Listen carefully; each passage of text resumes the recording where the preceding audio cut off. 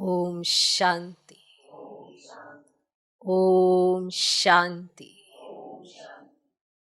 आज की तारीख है 5 मार्च 2024। साकार महावाक्य। बाबा कहते, मीठे बच्चे, तुम्हें शरीर सहित सब चीजों से ममत्व निकालना है। तुम्हें शरीर सहित सब चीजों से ममत्व निकालना है। जब तुम आत्मा पावन कर्मातीत बन जाएंगी तब घर में जा सकेंगी। जब तुम आत्मा पावन कर्मातीत बन जाएंगी तब घर में जा सकेंगी।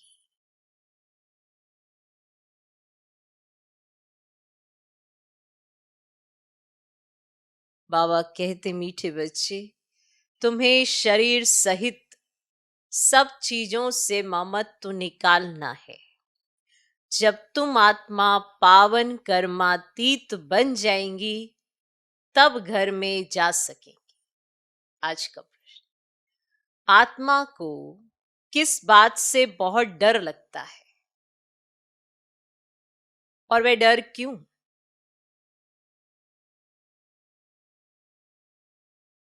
आत्मा को किस बात से बहुत डर लगता है और वह डर क्यों? उत्तर, आत्मा को शरीर छोड़ने से बहुत डर लगता है क्योंकि उसका शरीर में ममत्व हो गया है।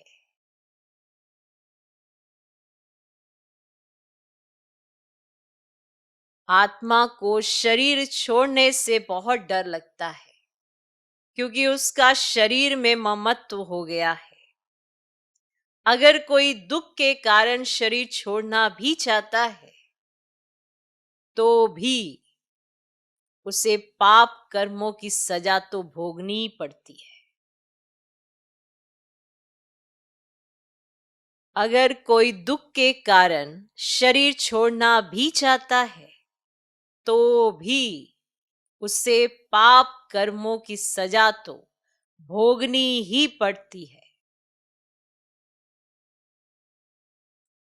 संगम पर तुम बच्चों को कोई भी डर नहीं।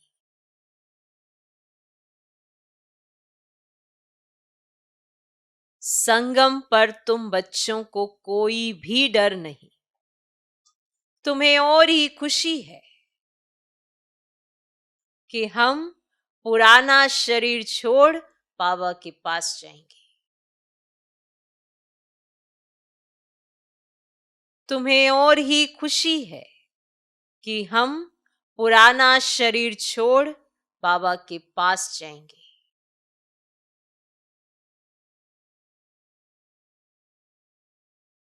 आत्मा को किस बात से बहुत डर लगता है और वह डर क्यों? उत्तर, आत्मा को शरीर छोड़ने से बहुत डर लगता है क्योंकि उसका शरीर में ममत्व हो गया है।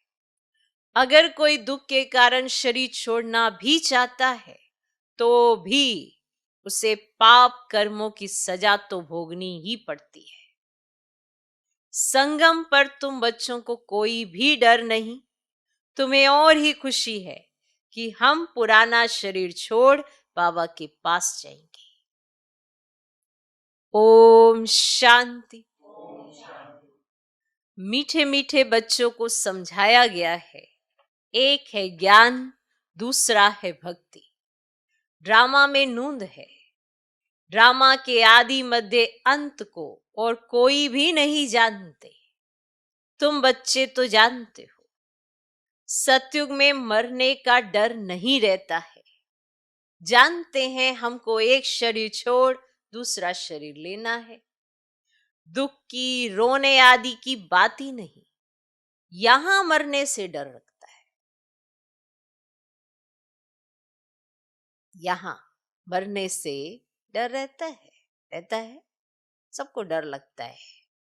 जिनको नहीं मालूम कि आत्मा ने शरीर धारण किया है, इसे छोड़ना है, आत्मा का अभ्यास नहीं है, तो कई बार दुख होता है तो सोचते हैं कि ये शरीर छूट जाए, तो भी पाप कर्म तो साथ चलेंगे, उसका भुगतान तो करना पड़ेगा, सजा भोगनी पड़ेगी। यहाँ मरने से डर रहता है, आत्मा को शरीर छोड़ने से दुख होता है, डरती है, क्योंकि फिर भी दूसरा जन्म ले दुख ही भोगना है। फिर भी चाहे दूसरा जन्म हो भी जाए तो भी दुख ही भोगना है। तुम तो हो संगम योगी, तुम बच्चों को बाप ने समझाया है, अब वापस चलना है। कहाँ? घर। वे भगवान का घर है ना, ये कोई घर नहीं है। जहां भगवान और तुम बच्चे आत्माएं रहते हो, उसको ही घर कहा जाता है। वहां ये शरीर नहीं है।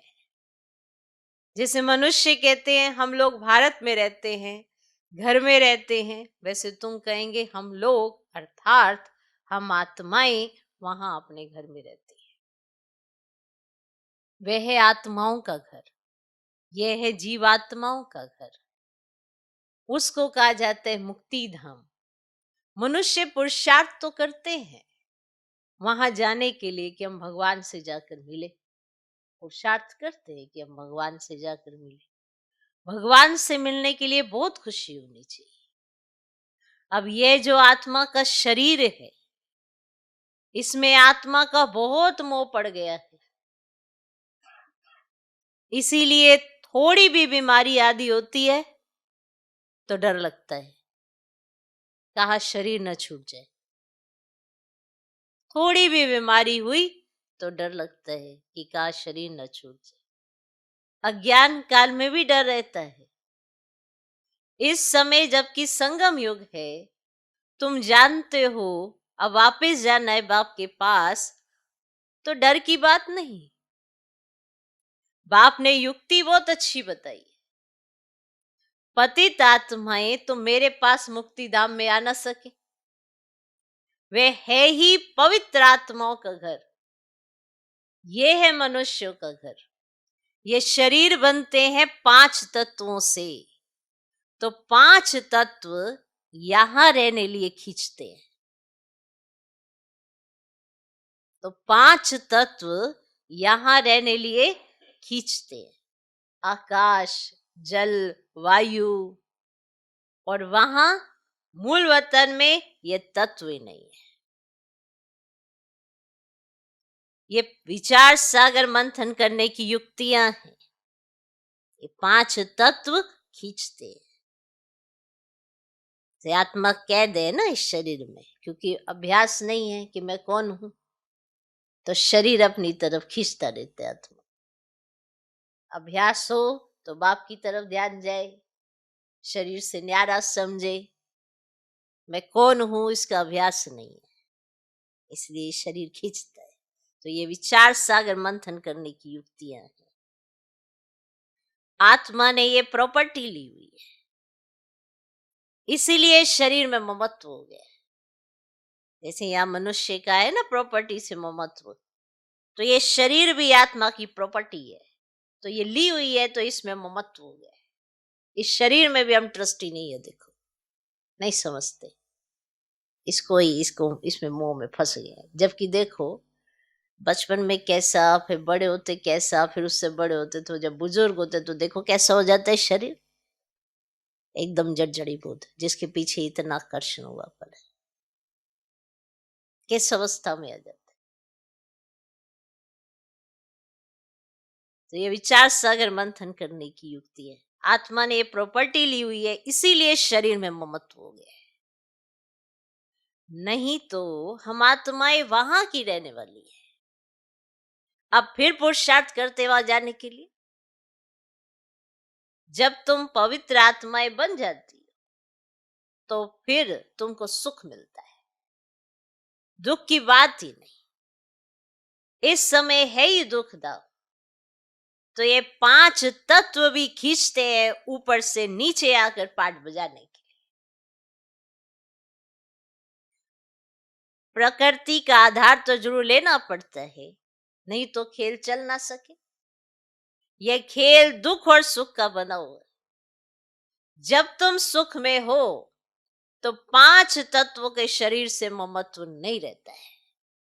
जब तुम सुख में हो तो इस पांच तत्वों के शरीर से ममत्व नहीं रहता है, वहां तो पवित्र रहते हैं। इतना ममत्व नहीं रहता है शरीर में, इन पांच तत्वों का ममत्व भी छोड़ देते हैं। हम पवित्र बने, फिर वहां शरीर भी योग बल से बनते हैं।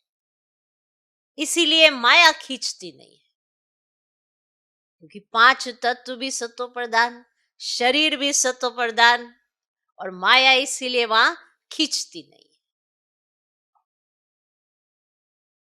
हमारा वह शरीर योग बल का है, इसीलिए दुख ही नहीं है। समझा? ड्रामा कैसा वंडरफुल बना हुआ है, ये भी बड़ी महीन समझने की बात है। और तुमको अपना शरीर ही खींच रहा है, शरीर से न्यारेपन का अभ्यास ही नहीं, तो देखो क्या ये स्थूल चीज है, ये कर्मेंद्रियां ही खींच रही है, तो न्यारे कैसे बनोगे? बाप की याद कैसे आई? आत्मा ही नहीं समझते। आत्मा समझे, शरीर से न्यारापन आए, तो ये शरीर ना खींचे ना। ये जो शरीर खींचता है, अभ्यास की कमी। ये कर्मेंद्रियां कैसे खींच सकती जब बाप ने इतना ऊंचा ज्ञान दिया? योग की कमी है, बाप की याद नहीं रहती, शरीर में फंसे पड़े हैं, तो पहले अपने शरीर में फिर दूसरे के शरीर में, इसीलिए ममत्व लगा पड़ा।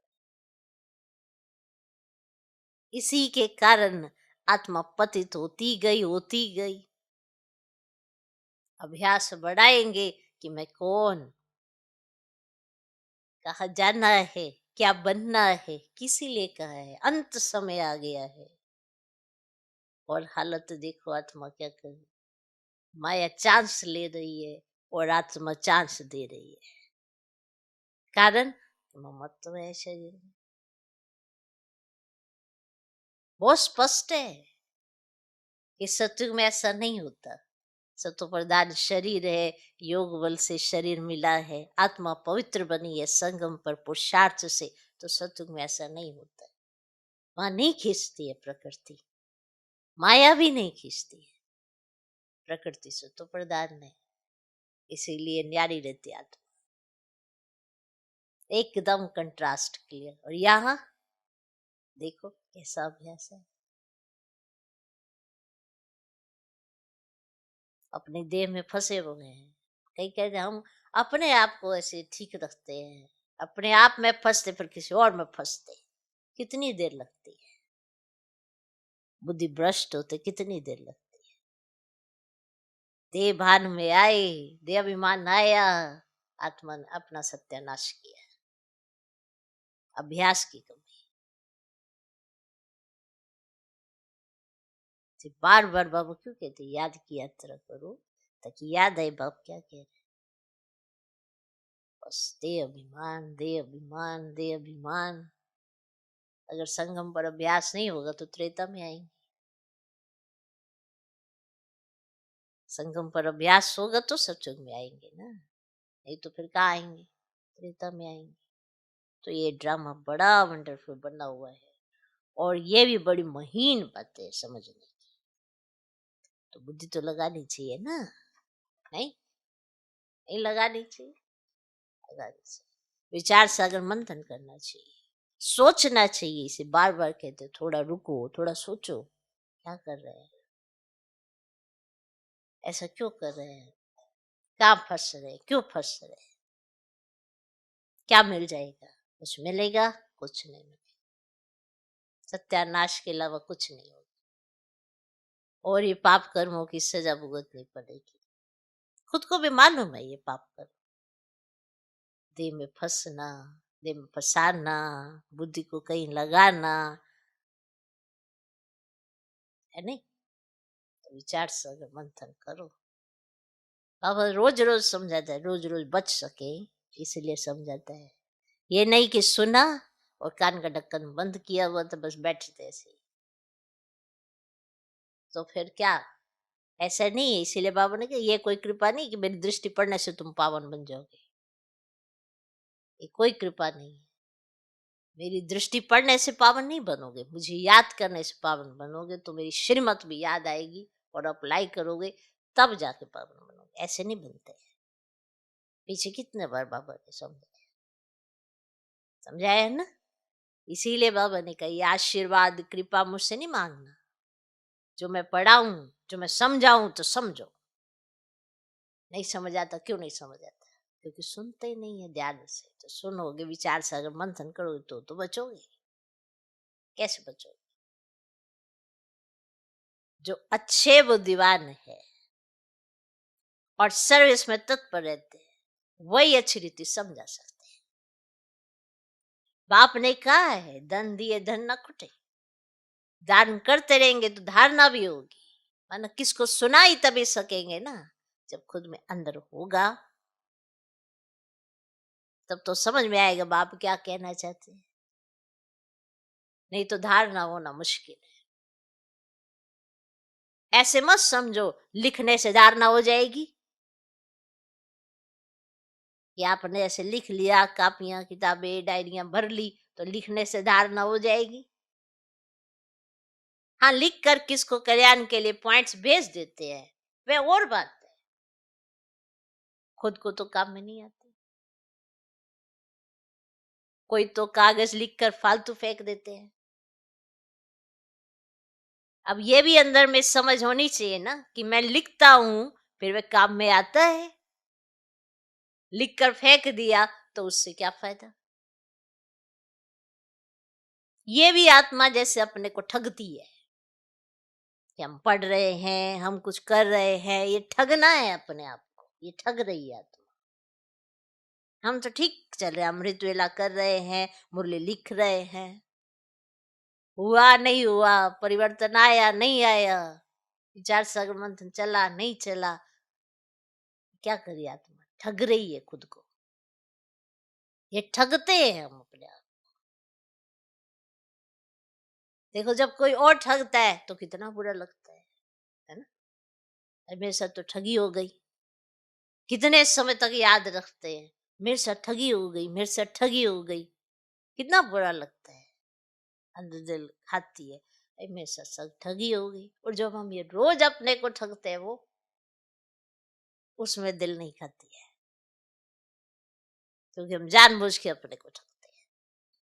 क्योंकि जो बाप कहते हैं वो सुनते नहीं, और जब सुनते नहीं तो विचार चलते नहीं, और जब विचार चलते नहीं तो खुद को ही ठगते रहते हैं। तो ये तो धारणा करने की चीज है। बाबा ने कोई लिखा हुआ थोड़ी कंठ किया है। बाप तो रोज समझाते रहते हैं, पहले पहले तुम्हारा बाप से कनेक्शन हो, बाप की याद से ही तुम्हारी आत्मा पवित्र बन जाएगी, फिर वहां भी तुम पवित्र रहते, आत्मा और शरीर दोनों पवित्र रहते हैं।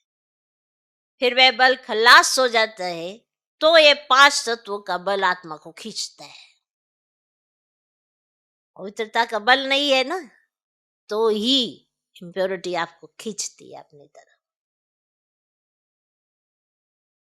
आत्मा को घर जाने के लिए शरीर छोड़ने की दिल होती है।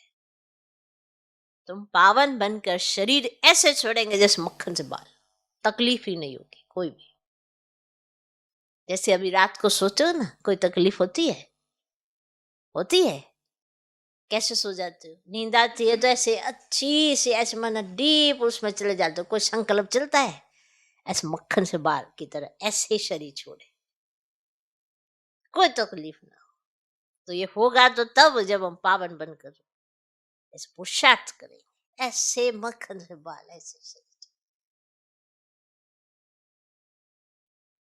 बाबा कई बार मूल्य में कहते हैं हार्ट ऐसे सुई चुभती है ना, हार्ट फेल होता है, ऐसे ऐसे शरीर अच्छा होता है।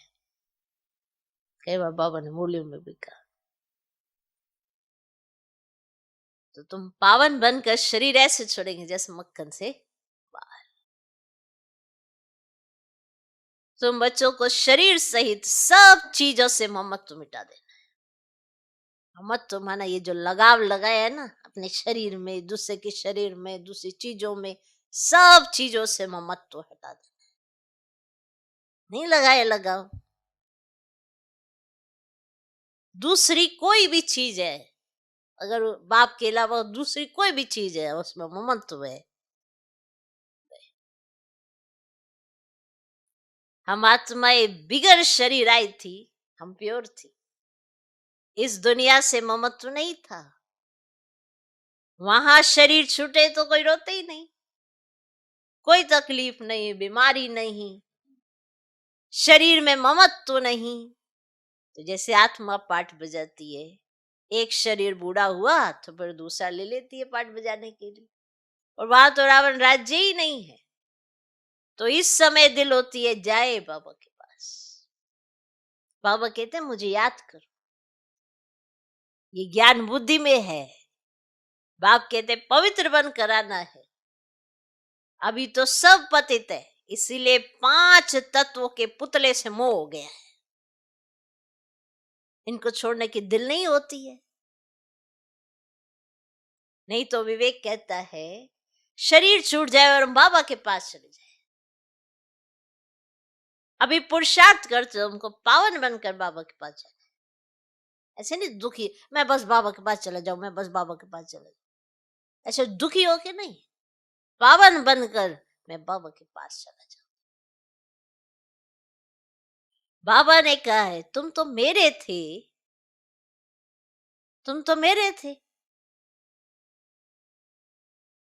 अब फिर मुझे याद करो तो आत्मा पवित्र बन जाएगी। फिर ये शरीर धारण करने में भी कोई तकलीफ नहीं होगी। अभी शरीर में मोह है तो डॉक्टर आदि को बुलाते हैं, तुमको तो खुशी रहनी चाहिए, हम जाते हैं बाबा के पास। इस शरीर से अब हमारा कनेक्शन नहीं है। यह शरीर तो पाठ बजाने के लिए मिला है, वहां तो आत्मा और शरीर दोनों ही बड़े तंदुरुस्त होते हैं, दुख का नाम ही नहीं रहता। तो बच्चों को कितना पुरुषार्थ करना चाहिए। अभी हम बाबा के पास जाते हैं, क्यों नहीं इस शरीर को छोड़कर जाए। परंतु जब तक योग लगाकर पवित्र नहीं बने हैं, कर्मातीत अवस्था नहीं बनी है, तो जा नहीं सकते हैं। ये ख्यालात अज्ञानी मनुष्य को नहीं आ सकते। तुम बच्चों को आएंगे, अब हमको जानना है। और पहले तो आत्मा में ताकत होती है, खुशी होती है, कभी डर नहीं रहता। यहाँ दुख है इसलिए मनुष्य भक्ति आदि करते हैं, परंतु वापिस जाने का रास्ता तो जानते ही नहीं। जाने का रास्ता तो एक बाप ही बताते हैं। हम बाबा के पास जाएं, उसकी खुशी होती है। बाप समझाते ये तुम्हारा शरीर में मोह है, ये मोह निकाल दो। ये तो 5 तत्वों का शरीर है, ये सब माया ही है। इन आंखों से जो कुछ आत्मा देखती है सब माया ही माया है। यहां हर चीज में दुख है, कितना गंद है।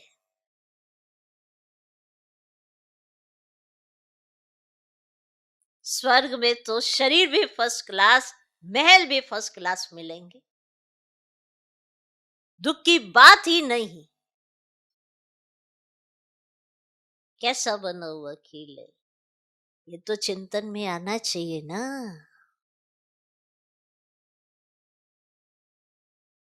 बाप कहते और कुछ नहीं समझते हो, कुछ नहीं समझ आता तुमको। अच्छा बोलो बाप को याद करो तो विकर्म विनाश हो जाएंगे। स्वर्ग में चले जाएंगे। हम तो आत्मा है, यह शरीर रूपी दुम बाद में मिला है। घर में भी आत्मा थे, ऊपर से जब नीचे आए तो आत्मा थे। ये जो दुम मिली है, ये जो शरीर ऐसी ये पोटली बनकर आए ना, ये ऐसे इसके दुम के अंदर आत्मा आई है और ये दुम यहीं छोड़ के जाओगे। इसने साथ नहीं देना है, इसके द्वारा किए हुए श्रेष्ठ कर्मों ने साथ देना है। पर इसके पिछाड़ी जाके क्या क्या कर रहे हैं, ये शरीर रूपी दुम बाद में मिलता है। इनमें हम क्यों फंसे हैं? बाप समझाते हैं, इसको रावण राज्य कहा जाता है। रावण राज्य में दुख ही दुख है और सतयुग में दुख की बात। अब बाबा की याद से हम शक्ति लेते हैं क्योंकि कमजोर बन गए हैं। देह अभिमान है सबसे कमजोर बनाने वाला। इतना कमजोर किया इस देह अभिमान ने। आत्मा में शक्ति होती है, नशा रहता है, खुशी होती है, और इस देह अभिमान ने देखो क्या सत्यानाश कर दिया, इतना कमजोर बना दिया। तो बाप समझाते ये ड्रामा बना हुआ है, ये बंद नहीं हो सकता है। मोक्ष आदि की बात ही नहीं है। यही सोचते हैं ना, हम बड़े दुखी हो गए हैं तो शरीर छोड़ दे, मोक्ष नहीं मिलेगा। फिर से पता नहीं क्या होगा। फिर तो अभी तो याद की यात्रा से अपने भी कर्म भी विनाश कर सकते, फिर तो पता नहीं क्या।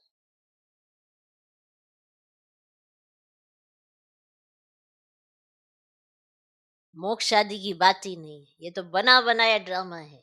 कहते भी है चिंता ताकी कीजिए जो अनहोनी हो। मालूम है ना कि क्या होने वाला है। जो पास्ट हो गया वे फिर होना ही है, चिंता की बात ही नहीं। सत्युग में खराब कुछ होता ही नहीं, यहां चिंता लगी है क्योंकि यहां खराब होता है। चारों तरफ माया ही माया है। माया यहाँ छोड़ती नहीं है, देह अभिमान छोड़ता नहीं है, इसलिए सब खराब होता है, वहां नहीं होता है। तो बाप कहते ये तो ड्रामा है। बाप ने रास्ता तो बताया ही है, नहीं बताया? बताया है क्या करो क्या ना करो। ऐसा नहीं है कि अभी तुम्हें रास्ता नहीं पता कि तुम्हें क्या करना चाहिए, सब पता है। ऐसे तो मेरे पास पहुंच जाएंगे, मक्खन से बाल निकल जाएगा, ऐसे निकलेंगे इस शरीर से। सिर्फ तुम मुझे याद करो तो आत्मा पवित्र हो जाए। पावन बनने की और कोई युक्ति नहीं। अभी तुम समझते हो हम रावण राज्य में बैठे, और वह है ईश्वरीय राज्य। ईश्वरीय राज्य और आसुरी राज्य का खेल है। ईश्वर कैसे आकर स्थापना करते ये किसको पता ही नहीं है। बाप को ही ज्ञान का सागर कहते हैं, वही आकर सब समझाते हैं। अभी तुम सारा ज्ञान समझ रहे हो, फिर ये सारा ज्ञान भूल जाएगा। इस ज्ञान से इतना नशा चढ़ता है ना। अभी बाबा मिला, ज्ञान का सागर मिला, इतना ज्ञान है, इतना ज्ञान है, बाबा ने बुद्धि में डाला। इसका नशा ही अपने आप में बहुत है। फिर सोचो ये ज्ञान भूल जाए। जिस पढ़ाई से हम ये पद पाते ये सब भूल जाते हैं।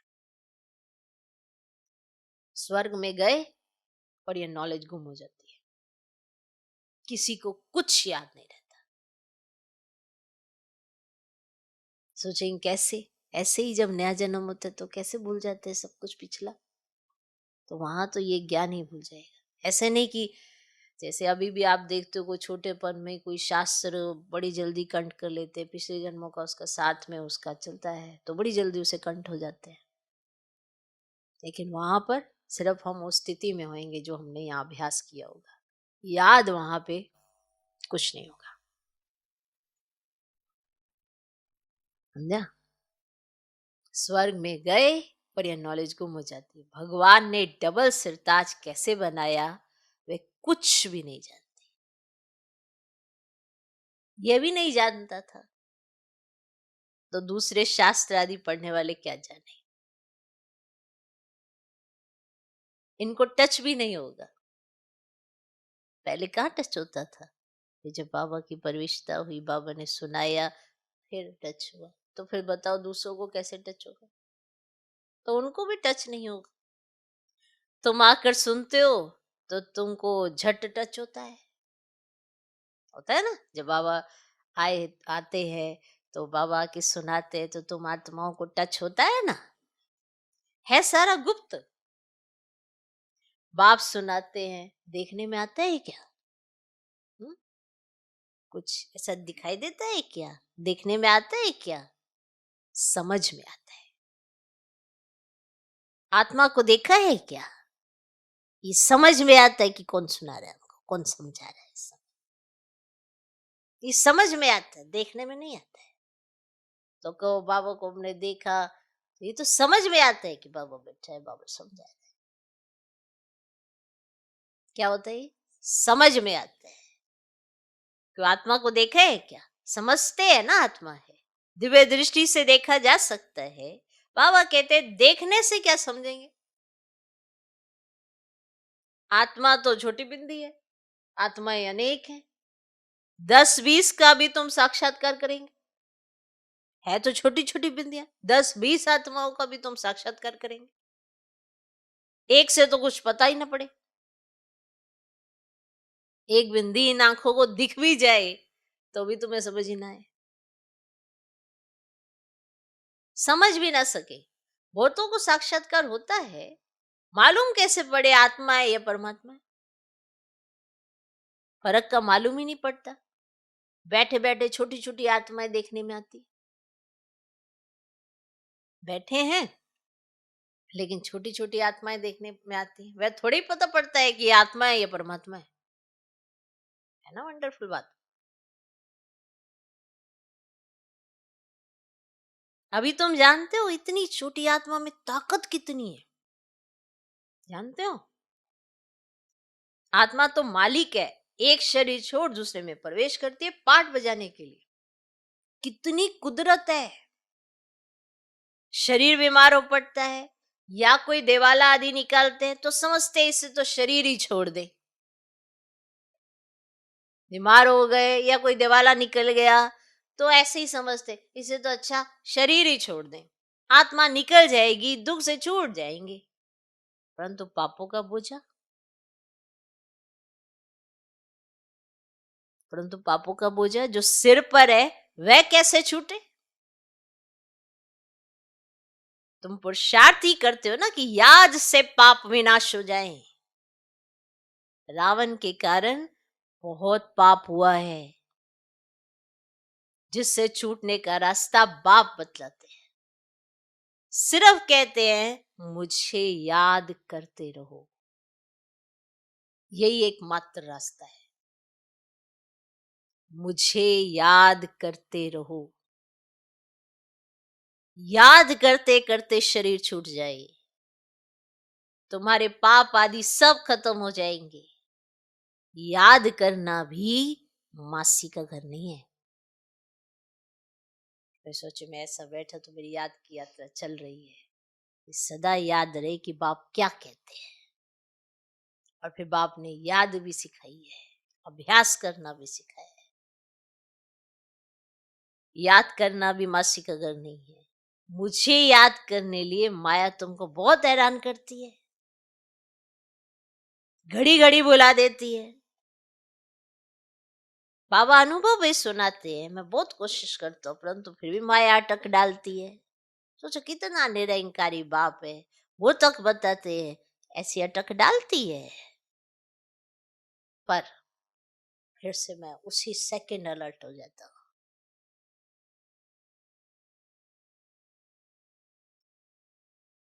मैं भी बहुत कोशिश करता हूँ फिर भी माया अटक डालती है भी दोनों साथ इकट्ठे, इकट्ठा होते भी घड़ी घड़ी भूल जाता हूँ। बड़ा कठिन है। सोचो, ये दोनों साथ रहते हैं, तब भी बाबा बता रहे हैं मैं अभ्यास करता हूँ, फिर भी घड़ी घड़ी भूल जाता हूँ, और आप कहते हैं, हमारी याद की यात्रा बस इतने घंटे हो गई, इतने घंटे हो गए। आज तो मैंने 6 7 8 घंटे याद कर लिया। कैसे? इतने घंटे हो गए, इतने घंटे हो गए। कई अपने कैलकुलेशन करते हैं ना, आज मैंने 6 घंटे याद किया, आज मैंने 8 घंटे याद किया, कई तो 16 16 घंटे मैंने याद कर लिया। वाह! तो 16 घंटे के बाद तो तुम्हारा चेहरा, तुम्हारी स्थिति, तुम्हारी चलन सब रॉयल होनी चाहिए। फिर वही, जरा सा बाबा के कमरे से हटे, फिर वैसे के वैसे। तो ये कैसी याद चल रही थी? तो अपने ऊपर सूक्ष्म चेकिंग करनी चाहिए ना, मैं क्या कर रहा हूँ। इसीलिए बाबा अपना एग्जाम्पल देते हैं। इकट्ठा होते भी घड़ी घड़ी भूल जाता हूँ, बड़ा कठिन है। घड़ी घड़ी ये याद पड़ा, फलाना याद पड़ा। तुम तो बहुत अच्छा पुरुषार्थ करते हो। अब आप अपना बताते, हमको तो कितनी फिक्र आती रहती हैं, कितनी फिक्र रहती है, इसकी उसकी उसकी इसकी, लेकिन तुम तो कितना अच्छा पुरुषार्थ करते हो। कोई तो गपोड़े भी मारते हैं, 10 15 दिन चार्ट लिख कर छोड़ देते हैं, 10 15 दिन लिखते हैं और फिर छोड़ देते हैं। इसमें बहुत खबरदारी रखनी पड़ती है। समझते तो हैं, जब प्योर हो जाए, कर्मातीत अवस्था को पहुंचे, तब विन करें। ये ईश्वरीय लॉटरी है ना। बाबा को याद करना, ये है याद की डोरी। बुद्धि से समझने की बात है।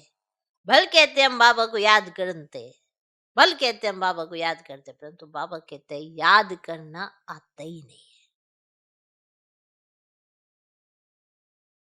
भल कह रहे हैं हम बाबा को याद करते हैं, बाबा कहते हैं याद करना आता ही नहीं है। पद में भी फर्क तो पड़ता है ना। कैसे राजाई स्थापन हुई है, तुमने अनेक बार राजाई की है, फिर गवाई है। बाबा हर 5000 वर्ष बाद पढ़ाते हैं। फिर रावण राज्य में तुम वाम मार्ग में चले जाते हो, जो देवता थे वही फिर वाम मार्ग में गिरते हैं।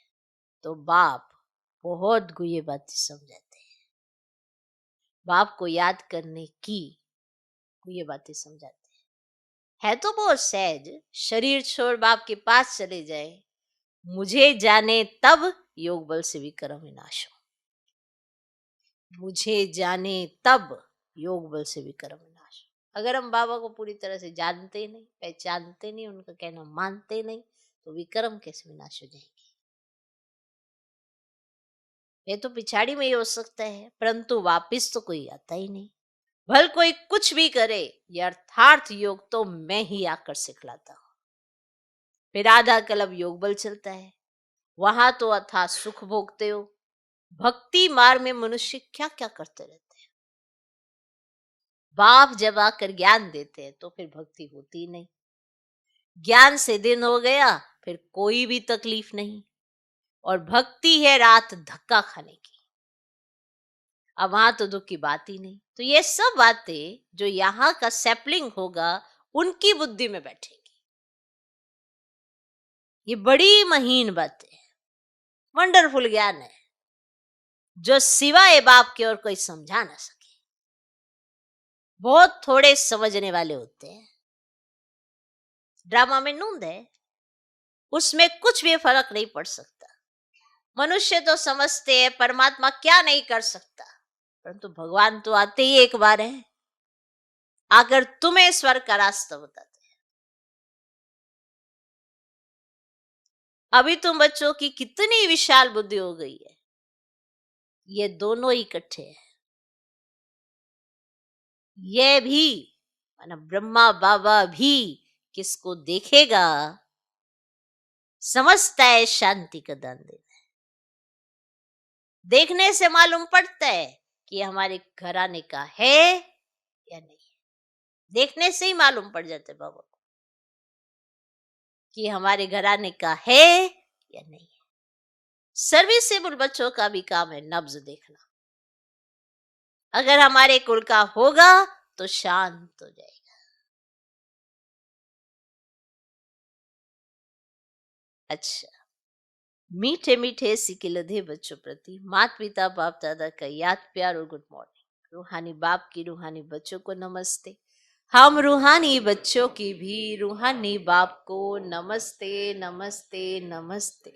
Good morning good morning good morning. धारणा के लिए मुख्य सर पहला पॉइंट, पावन बन बाप के साथ घर जाने के लिए इस 5 तत्वों के पुतले से ममत्व नहीं रखना है।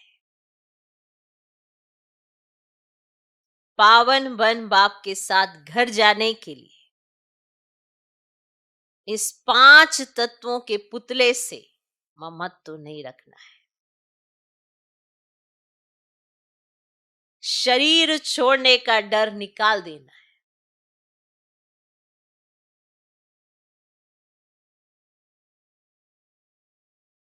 शरीर छोड़ने का डर निकाल देना है।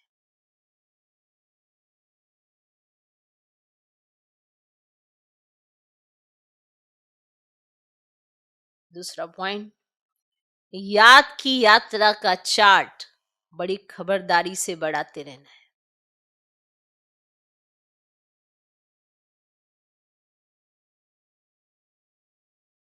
याद की यात्रा का चार्ट बड़ी खबरदारी से बढ़ाते रहना है।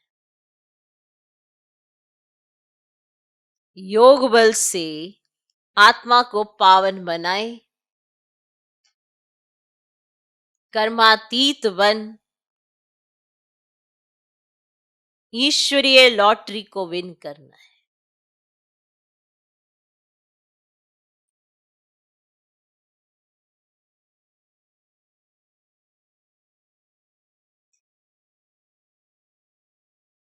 याद की यात्रा का चार्ट बड़ी खबरदारी से बढ़ाते रहना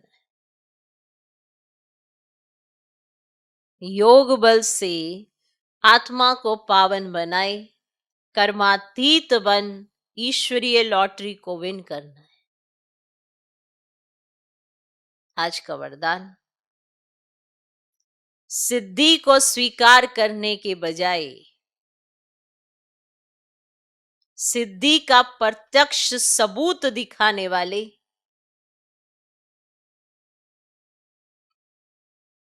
शक्तिशाली आत्मा हो।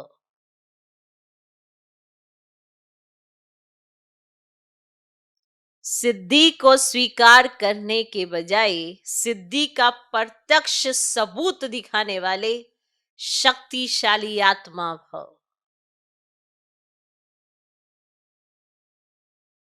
अब आप सबके सिद्धि का प्रत्यक्ष रूप दिखाई देगा।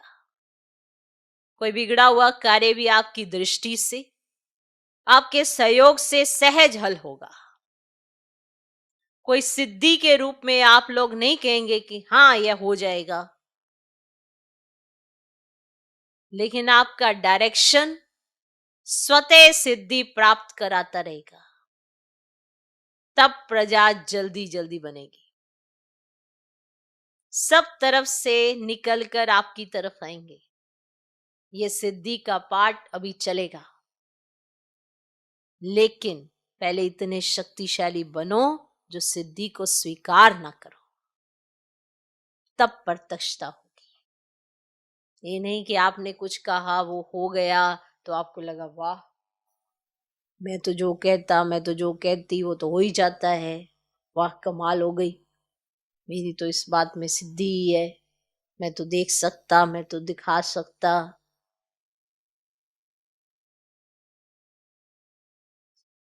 अभी प्रत्यक्ष सबूत दिखाओ कि आपने सिद्धि स्वीकार नहीं की है, याद रखा है कि कौन करा रहा है।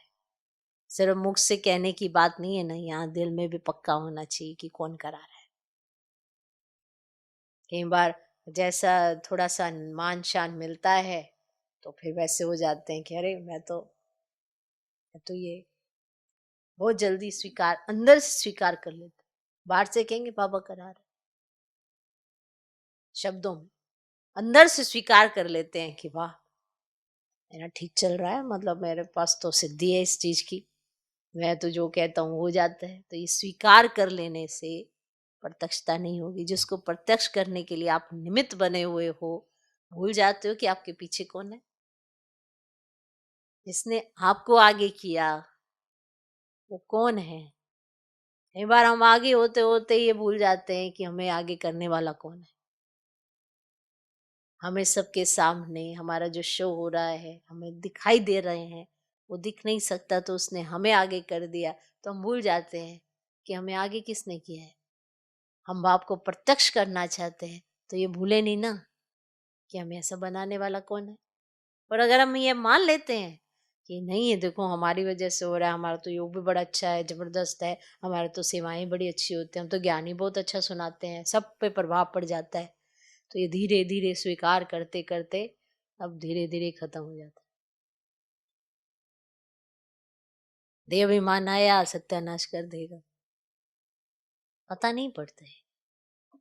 तो ये सिद्धि का पाठ अभी चलेगा, लेकिन पहले इतने शक्तिशाली बनो जो सिद्धि को स्वीकार ना करो, तब प्रत्यक्षता होगी। आज का स्लोगन, अव्यक्त स्थिति में स्थित हो, मिलन मनो, तो वरदानों का भंडार खुल जाएगा। अव्यक्त स्थिति, अव्यक्त बाप दादा, जब बाबा से हम मिलते हैं, बाबा कैसे अव्यक्त से व्यक्त में आते हैं पर रहते अव्यक्त हैं। ऐसे हम इस व्यक्त दुनिया में रहें पर रहें अव्यक्त। और ये अव्यक्त स्थिति क्या है? फरिश्ता स्वरूप, देवान से न्यारापन, देह अभिमान में ना आए। ये न्यारापन जो आत्मा और शरीर, ये जो कंट्रास्ट है ना, ये इतना स्पष्ट हो कि हर घड़ी, हर संकल्प में, हर कर्म में खुद को ये स्पष्ट हो कि मैं कौन हूँ। मुझे ऐसा बनाने के लिए बाबा कितनी मेहनत करता है। तो बाबा जो अव्यक्त स्वरूप में है वो हमेशा प्रत्यक्ष आंखों के सामने रहे, तो हम अपनी स्थिति उनके समान बना सकेंगे। पूरा जनवरी मास में अव्यक्ति साइलेंस के बारे में बताया है ना। हर दिन अव्यक्ति साइलेंस किस तरह से आएगी उसके बारे में बताया है। तो ये जितना अभ्यास होगा, अव्यक्त स्थिति उतनी बनेगी और वरदानों का भंडार तो खुल ही जाएगा। वरदानी मूर्त तो बन जाएंगे जब वरदाता को याद रखेंगे तो बनेंगे ना। बिना उसकी याद के कुछ भी संभव नहीं है। तो अव्यक्त स्थिति में स्थित होकर मिलन मनाओ, बाबा के साथ मिलन मनाओ, अव्यक्त होकर मिलन मनाओ। इसलिए जब अव्यक्त महावाक्य भी आते हैं तो कहते हैं अव्यक्त स्थिति में सुनना, तो आपको बहुत मजा आएगा और उसके बाद ये धारणा भी सहज हो जाएगी। तो अव्यक्त स्थिति में स्थित हो, मिलन मनाओ, तो वरदानों का भंडार खुल जाएगा। ओम शांति।